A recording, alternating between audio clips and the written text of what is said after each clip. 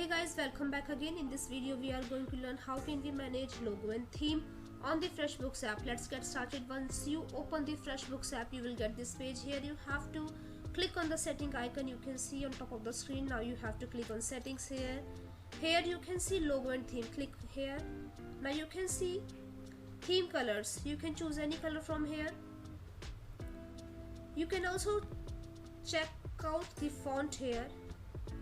Click anyone, or if you want to change this logo and delete this logo, you can do this from here, and you have to click on the save.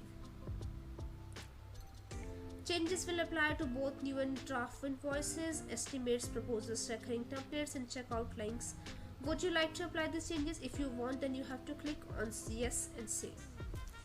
So this is how we can do this.